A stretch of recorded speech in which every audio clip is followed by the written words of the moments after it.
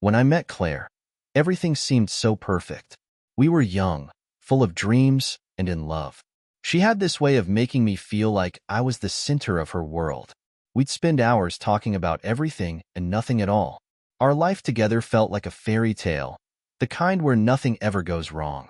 We were both so sure of our future, and I believed that nothing could shake the foundation of our bond. We got married after a few years of dating. I thought it was the natural next step, the culmination of all we'd been through. I remember our wedding day like it was yesterday. Claire was stunning, the kind of beauty that stopped people in their tracks. Her smile, her laugh. It was like I had everything I'd ever wanted. I felt like the luckiest man on the planet. But the cracks, the signs that something wasn't quite right, were always there. They were just subtle at first, nothing that would raise alarms. She would occasionally withdraw after long days, but I chalked it up to stress from work. Then there was the way she spoke about her family. I should have paid more attention to that. She'd always mention how much she adored her brothers, Jake and Matt. Too much, if I'm being honest now. In hindsight, it's almost laughable how I never saw it coming. I trusted her completely. I was a fool, really. I never even thought to question her, or her relationship with her brothers. We had our own life, our own space. Her family wasn't overly involved in our day-to-day, and I was happy with that. I didn't see any reason to suspect anything strange. It all came crashing down one night, when I came home early from a business trip. Claire had always been so warm and welcoming when I returned from those trips, always ready to hear about my meetings or my travels. But this time, it felt different. She was acting strangely distant, avoiding eye contact, and her smile didn't quite reach her eyes. I thought it was just exhaustion.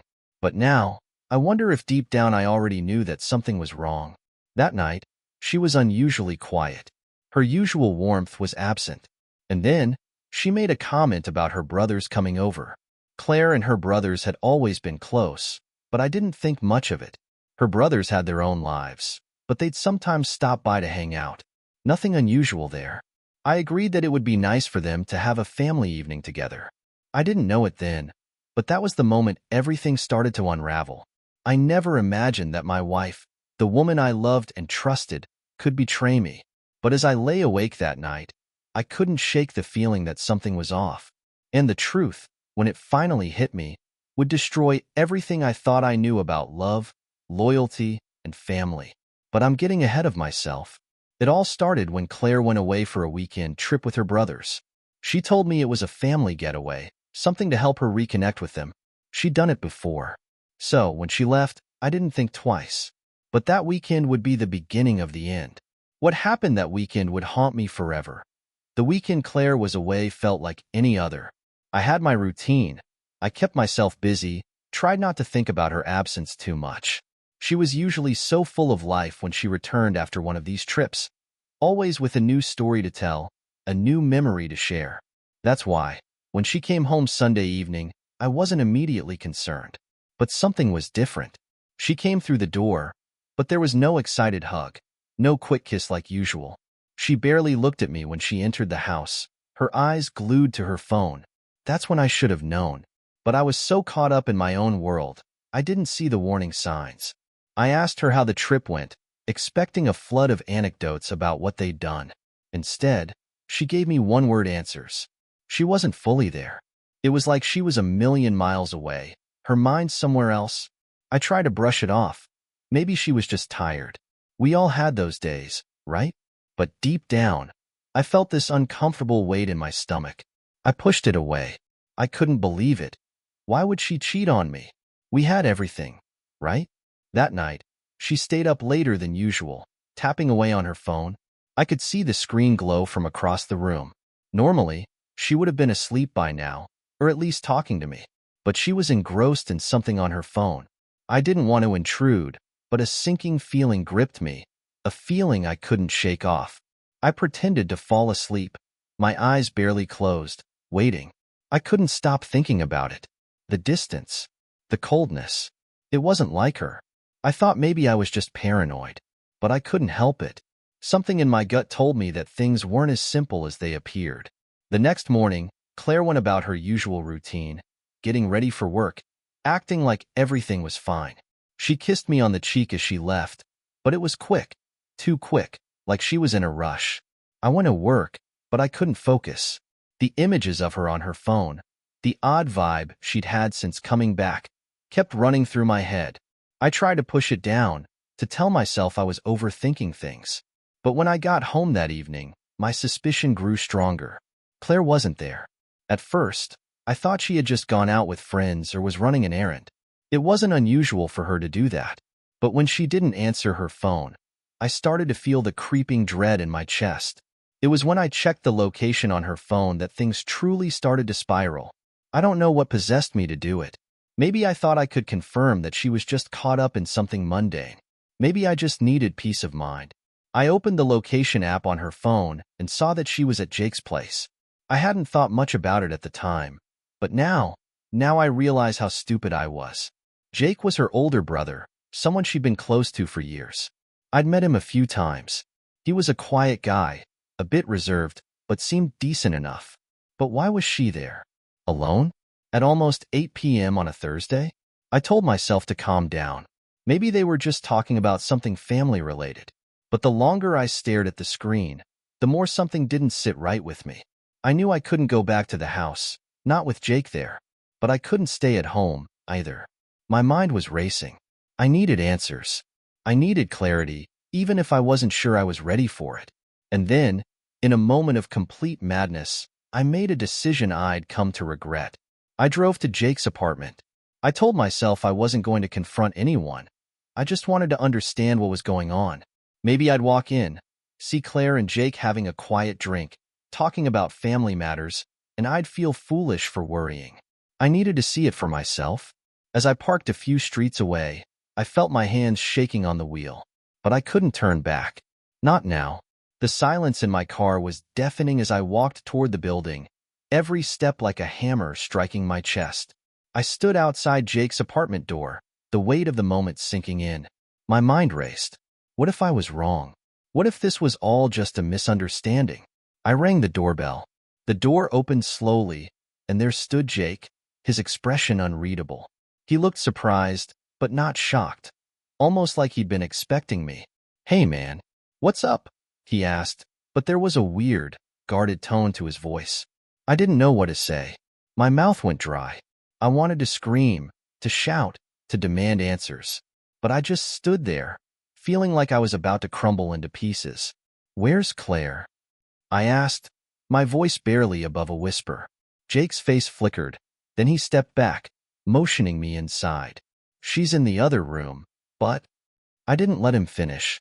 My heart was pounding so loudly I could barely hear him, but I pushed past him, feeling a sense of dread settle over me like a heavy fog. And that's when I saw them, Claire and Jake, sitting far too close, their faces lit by the soft light of the apartment. It wasn't just that they were together. It was the way they were together. Claire turned to look at me, her face going pale when she saw me standing in the doorway. Jake was the first to speak, his voice soft but firm. "I think you should leave." And just like that, I knew. I knew everything. Time seemed to freeze when Jake spoke those words. I felt like the world had suddenly tilted on its axis, like the ground beneath me had disappeared. For a split second, I couldn't breathe. Claire's eyes met mine, and in that moment, I saw something I never expected: guilt. It was a fleeting thing, but it was there, and it cut deeper than anything she could have said. "Claire," I whispered, my voice barely audible. I couldn't even look at Jake. I was too focused on her, the woman I'd spent years with, the woman I thought I knew inside and out. She stood up slowly, her face unreadable. "It's not what you think," she began, her words shaky, but I could already tell she wasn't sure what she was trying to say anymore. I couldn't form words. My chest felt like it was caving in. "Not what I think." "Then why did you look so guilty? Why are you here with Jake, in this position?" I took a step back, stumbling. I wasn't ready to hear anything she had to say. Not now, not like this. The image of them together was burned into my mind. She could have been anywhere in the world, with anyone, but she was here, with her brother. Why? I managed to croak out. The question was simple, but it felt like the weight of 1,000 unspoken words. "Why would you do this to me? After everything?" Jake shifted uncomfortably behind Claire, but didn't say a word. Claire didn't answer immediately. Instead, she looked at me, her eyes flickering with something I couldn't quite place. Shame? Regret? I didn't know. Finally, she spoke. I didn't want you to find out like this. Find out like this? I nearly laughed. So you were planning on hiding it from me forever? She hesitated before continuing, her voice growing steadier, though I could see the conflict behind her eyes. Jake and I, we've been, she paused, visibly searching for the right words. It started a long time ago, before we even got married. The world spun. I didn't want to hear it. I didn't want to understand. But her words cut through me like a blade. I never wanted to hurt you, she added softly. I couldn't breathe. I wanted to scream, to lash out. But instead, I just stood there, frozen. It started before we got married? So everything I thought I knew about us, everything I believed, was a lie. All those nights we spent planning our future, all those moments I thought were ours alone, had they been shared with someone else all along? Jake finally spoke up, his voice calm but uncomfortably passive. It was a mistake, man. You don't understand. It just happened. We didn't mean for it to go this far. I felt like I was losing control of my own body. I couldn't even process his words. He was talking like this was something casual, like they hadn't just destroyed everything I had ever known. He sounded so apathetic. The anger that had been building inside me was starting to boil over. I don't know what to say, Claire said quietly, but the damage had already been done. She had no idea how empty those words sounded now. Jake stepped closer, like he wanted to comfort me or explain himself, but I couldn't handle it. I couldn't look at him anymore. I turned to leave, my legs unsteady as I stumbled toward the door. Claire called my name softly, but I didn't stop. I couldn't. I had to get out of there. I had to be away from them. The door slammed behind me, and I felt my entire world collapsing. I don't remember driving home. I don't remember how I got there, or if I even cared. My thoughts were too scattered, my mind too full of images that wouldn't go away. Claire and Jake. The way they looked at each other. The way I had been the last to know. I was the fool who had been blind to everything. When I got back to the house, everything felt wrong. It felt like my own home wasn't mine anymore. I looked around. The walls that once comforted me now felt foreign, oppressive. But even then, a small, distant part of me thought I could fix it. That somehow, there had to be an explanation, a reason for this betrayal. Maybe it wasn't as bad as I thought. Maybe it was just a mistake. I didn't know, but I couldn't face the truth just yet. I needed to sleep on it, or at least try to. I collapsed onto the bed, but sleep didn't come. Instead, my mind replayed the scene over and over. Claire with Jake, her words, his indifference. I felt like I was drowning, like the man I thought I was had just vanished. How could this have happened? The question echoed in my head like a hollow drumbeat, and with it came the undeniable realization. I had been replaced. But what hurt more than anything else, more than the anger or the confusion, was the sense of utter betrayal. I had trusted her. I had loved her. And now, everything I thought I knew about her, about us, was a lie. Somehow, deep down, I knew things would never be the same again. But what I didn't know, what I couldn't have known, was just how far this would push me. The next few days would be a blur. The anger would build. But I didn't realize yet how badly I'd be pushed, or where that anger would ultimately take me. And when I found out the truth about her brother Matt, that's when things truly started to spiral out of control. I don't know why I didn't confront Matt sooner. Maybe I thought it was too much to handle. Maybe I didn't want to face the reality of what was happening in front of me. But as the days passed, the rage inside me only grew, gnawing at me, demanding an outlet. After that night at Jake's apartment, I avoided Claire. She called me, texted me, but I couldn't bring myself to answer. She had torn everything apart with her lies, and I was too angry to even consider listening to her explanations. The trust was gone. I couldn't look at her without seeing the betrayal in her eyes, without imagining her with Jake, her brother. The house felt like a prison. I couldn't escape the constant reminders of her, of us, our photos, our memories. They had turned into daggers. I couldn't even sleep in the bed we once shared. It was suffocating. I started drinking more, trying to drown out the pain, trying to bury the thoughts of them together. But the more I tried to escape, the more they found me. The texts, the calls, the silence from Claire, nothing could block the truth that kept pounding at me like a drum. I knew there was more, something darker, something deeper that I hadn't uncovered yet. The first real shock came when Claire's friend, Rachel, reached out to me. I didn't expect her to be the one to give me the final piece of the puzzle. Rachel was one of Claire's closest friends. We'd always gotten along, shared laughs, had dinner together. She was the kind of person who you'd trust with anything, no questions asked. But when she called me one night, I could hear the tension in her voice. "Jack, I need to tell you something." "What?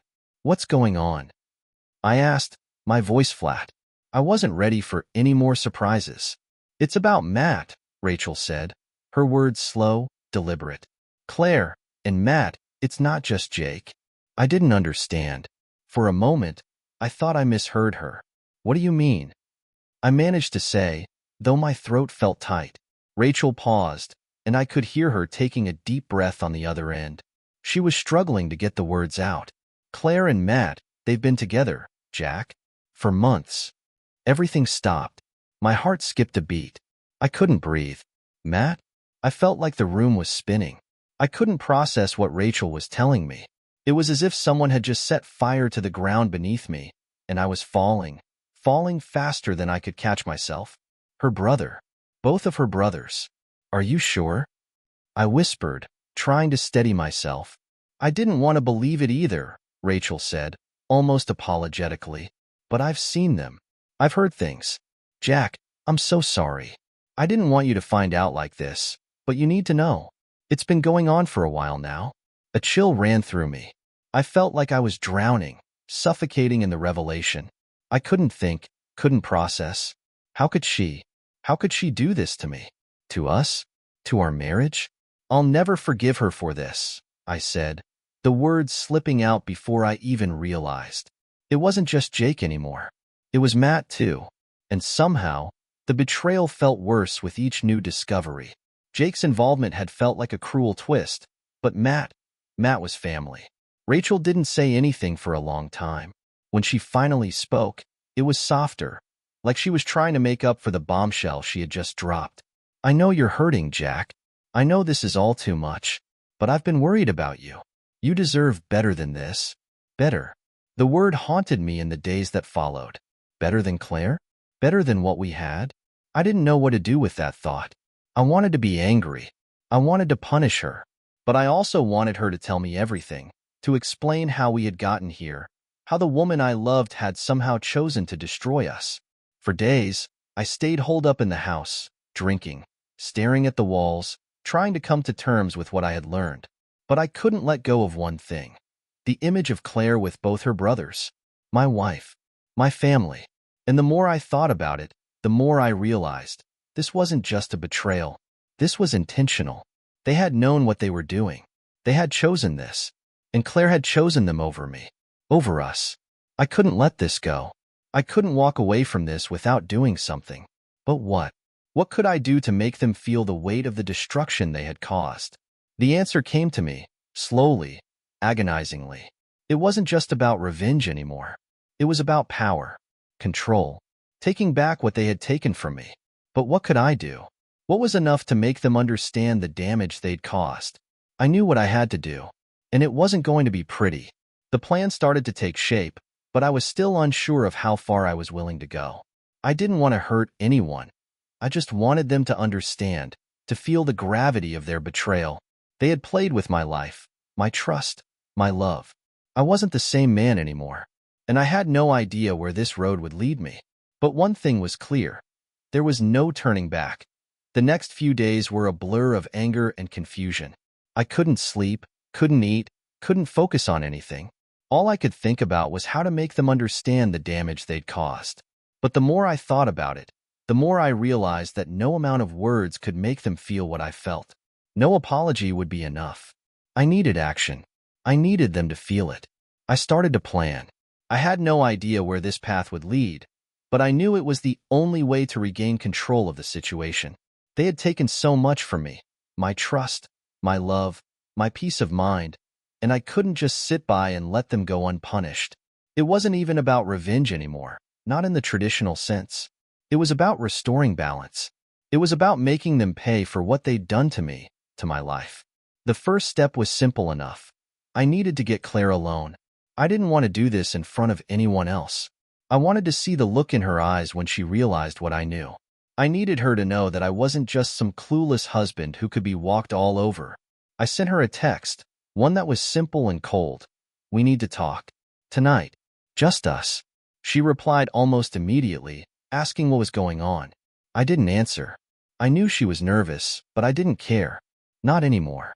That evening, she showed up at the house around 7 p.m. She was dressed casually, looking like she'd come to apologize, to beg me for forgiveness. But I wasn't ready for that yet. I didn't want her apologies.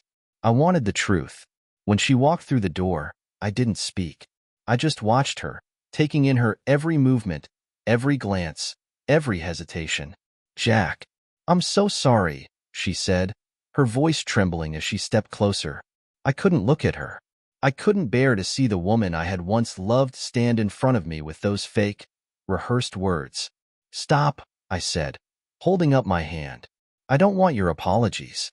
I want the truth. The whole truth." Her eyes widened in confusion. "What are you talking about?" I leaned in, my voice steady but cold. "I know about you and Jake, and I know about you and Matt." For a moment, she froze. Her face drained of color, and I saw the panic flash in her eyes. She tried to speak, but no words came out. I could feel the satisfaction rising inside me. She was finally caught. She couldn't run anymore. "I didn't want you to find out like this," she whispered, her voice breaking. "It's not what you think, Jack." "No," I cut her off, my voice hard. "It's exactly what I think. You betrayed me with both of your brothers. How long has this been going on? How many times did I trust you? And you took that trust and crushed it beneath your feet." She started, but I wasn't going to let her explain. I wasn't going to listen to her lies anymore. I needed to finish this. It was strange, seeing her so vulnerable, so broken in front of me. The woman who had been my world, the woman I had trusted with my heart, was crumbling before my eyes. But it didn't matter anymore. I wasn't that man anymore. I was someone else, someone who needed answers, someone who needed to understand how deep the betrayal went. "You lied to me," I said, my voice a low growl. "And you destroyed everything. How could you do this, Claire? How could you do this to us?" She started to cry, but I didn't care. I couldn't care. "I don't want your tears. I want you to tell me the truth. How long has this been going on?" I don't know," she said, barely able to speak. "It started with Jake, and it just happened. I didn't mean for it to get this far. I was confused, and I thought I could keep it a secret." "A secret? From me?" She nodded, but the guilt in her eyes only made the anger in my chest grow. "I never meant to hurt you, Jack. I swear." "You didn't mean to hurt me?" I repeated. "You didn't mean to? You've been sleeping with both your brothers behind my back for months, and you're telling me you didn't mean to?" I watched as the truth sank in for her. She knew, just as I did, that nothing would make this right again. Nothing she could say could erase what had happened, what she had done. But I wasn't done yet. I needed something else. Something more. The next step in my plan was confronting Jake. He was part of this betrayal, just as much as Claire was. He couldn't be allowed to get away with it. I called him the next day, after Claire had left. His voice sounded shaky, but confident, like he was trying to keep control of the situation. "Jack, we need to talk," I said, my voice steady. "What about?" he asked, but I could hear the edge in his tone. He knew what was coming. "I know everything," I said. "About you and Claire. About you and Matt." There was a long pause. Then Jake said, "Look, man, I know this is hard, but it wasn't planned. It just happened. You don't understand." "You're right," I said, my voice hardening. "I don't understand. How long have you been lying to me, Jake?" He didn't answer at first, and when he finally spoke, it was barely above a whisper. "A long time." I felt the anger rise up again. "You're a coward, Jake. You and Matt. You took everything from me. Everything. Jack, listen, he began, but I cut him off. I don't want to hear it, I snapped. I don't want any more excuses. You both made a choice, and I'm going to make sure you both regret it. After that conversation, I didn't know what else to do. I was consumed by the need for revenge, but I needed a way to make them feel the consequences of their actions. I had to be strategic, calculated. I wrote a letter, one that would haunt Claire and Jake. It was a letter of exposure. I knew Claire was close to her parents, and I knew they would never forgive her for this. The letter detailed everything. What had happened, when it had happened, the full extent of their betrayal. I even included a few personal details about their private moments, things that would make them squirm in front of their parents. I knew it would devastate them, but I didn't care. They had destroyed my life, my trust, my family. It was time for them to face the consequences. I also had to confront Matt. He hadn't been part of the conversation yet, but I knew he was just as guilty. So, I sent him a message. I know what you did. You will regret it. It wasn't much, but it was enough to plant the seed of fear in him. He couldn't hide from the truth forever. I never expected the fallout to come so quickly. Within a few days, the letter I had written had made its way to Claire's parents. I watched as their world crumbled. Her mother's voice on the phone, the shock, the disbelief. It was almost satisfying. They called me, furious, asking what kind of person I was to do such a thing. But I didn't care. Claire, Jake, and Matt had made their bed. Now, they had to lie in it. The fallout was catastrophic. Claire's parents disowned her. Jake and Matt were ostracized, their reputations tarnished beyond repair. The family that had once been so close, so tight-knit, was now torn apart. I wasn't proud of what I had done, but I wasn't ashamed either. They had destroyed me. I had just made sure they understood the price of their betrayal. A week later, Claire came back to the house.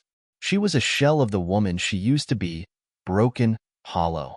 She begged for my forgiveness, crying, saying how sorry she was, how much she regretted what she'd done. But I was done listening. I didn't want her words. I wanted her to feel the pain she had caused. You've lost me forever, I said, my voice cold, final. There's nothing you can say that will ever fix this. I thought I was done. I thought I had gotten the revenge I needed, that I had made them understand the destruction they had caused. But then, something happened that I hadn't seen coming. Matt tried to reach out to me, offering money, offering favors, begging for forgiveness. I didn't care about any of it. What he did couldn't be undone. It wasn't about money or favors. It was about the betrayal. And so, I cut him off completely. Forever. Months passed. I thought I'd put everything behind me. But one day, Claire showed up, not to beg, but to talk. She apologized again, but this time, she did something unexpected. She told me she had entered therapy. She didn't ask for forgiveness. She simply told me that she had finally understood the full extent of what she'd done. She said she had changed. It was the first time I saw her as a person again, not just someone who had destroyed my life. I didn't know if I could ever truly forgive her. Maybe I would. Maybe I wouldn't. But in that moment, I realized something. I didn't need her to be whole again. I didn't need her at all. I had learned the hardest lesson of my life, that I didn't need to hold on to the past to move forward. And as I closed the door on her that final time, I felt a sense of freedom I hadn't felt in years. The revenge was complete. Now, it was time for me to heal.